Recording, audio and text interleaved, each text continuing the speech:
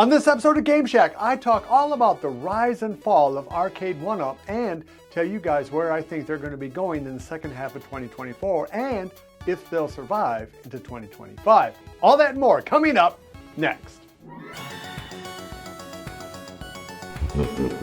Hey everybody, welcome on back into another episode of Game Shack. Thank you for stopping by. Again, you guys are the primary sponsors of this channel, so if you dig this kind of content, please give me a thumbs up on the way out the door, subscribe, and hit the notification bell if you haven't already. And if you really want to help me out, you can buy me a coffee. All that information is down below. So right off the bat, I want to tell you guys that this is not any kind of mud throwing video. I really like Arcade1Up. I hope that they do stay around for a long time to come. They've made some very important contributions to the video game world, specifically to the home arcade. In fact, it really is Arcade1Up that really helped kick off the home arcade revolution, so to speak. Of course, there had been home brews aplenty before that, but it was really Arcade1Up, which formed in 2019 by Scott Backrack, that really kicked off the revolution of this sort of having a home arcade, either in your man cave, your garage, wherever, or in case of cornercade in a bedroom.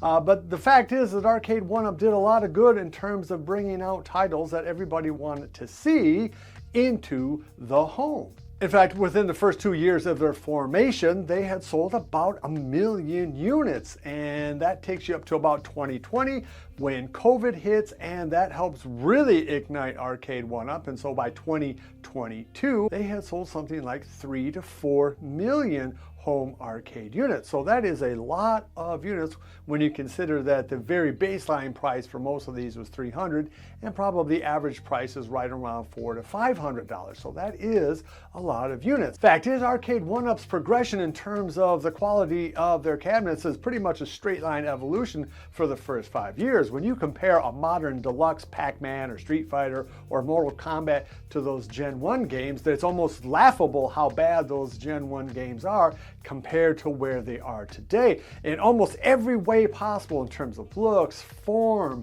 function, all kinds of improvements in terms of screen, buttons, joystick, the fact that you can play online, that there's online leaderboards, and some of the games you can actually play co-op or against other players. None of that stuff existed in the first couple of generations of Arcade1Up. So it's very clear that in that first 5 years, it was an almost non-stop progression, ever better, ever bigger, ever cooler looking cabinet. But that was then, and this is now. In 2024, we've seen a precipitous lack of announcements of new cabs. In fact, as I record this episode today, it's been 10 months since Arcade1Up announced the release of Time Crisis. So that makes Time Crisis the last actual new title that Arcade1Up has announced. So that is a huge amount of time for any kind of tech/gaming company not to come out with a new product or a new title. And yes, I am not counting X-Men 97 because, as P-Dub so wonderfully dubbed that, the Frankenstein cab that is exactly the same PCB,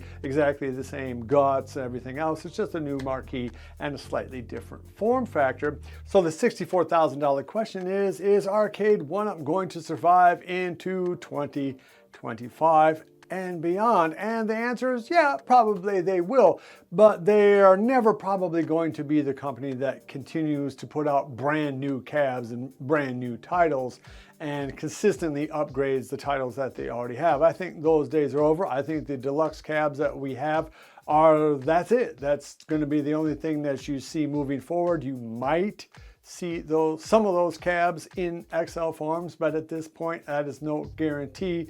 So everybody who kind of thought that this was going to be the year of the XL, which includes me, that's not going to be the case, and probably isn't going to be the case moving forward. Again, they are looking for investors and someone could buy the company and all of that, but without some sort of white knight cavalry saving the day type scenario, it's pretty likely that the only thing that we will see moving forward is what we already have, and probably less of it, plus the infinity table. which probably isn't what anybody who is into this hobby wants to hear, and yet every single sign points that way. They, as far as I know, have not announced any kind of acquisition of a new IP. We know they have lost the rights to some of their IPs. We've seen At Games snatch up the Zen pinball games, for instance, and we've heard no chatter whatsoever from the company kind of indicating that something new and exciting is coming down the line. The fact is, nothing new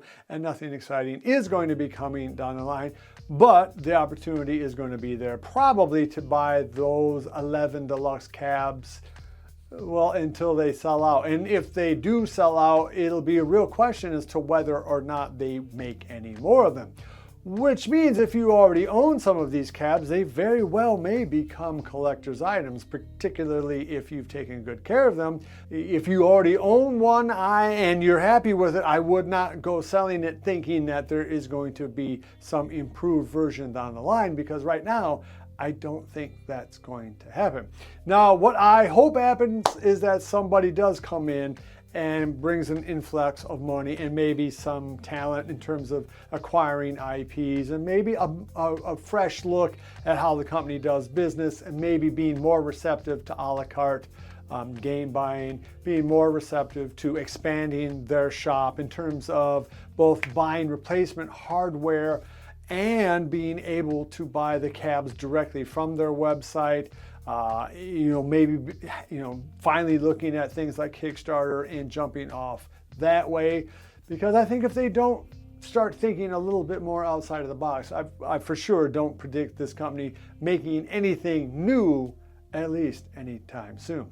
All that said, I do hope that they weather this storm and come out in 2025 and prove me wrong and show us maybe some of those sweet prototype mock-ups that we saw on that leak list. All right, if you dig this kind of content, please give me a thumbs up on the way out the door. It really does help this channel. Subscribe if you haven't already. Hit the notification bell if you have. Buy me a coffee if you really want to help me out, and love each other.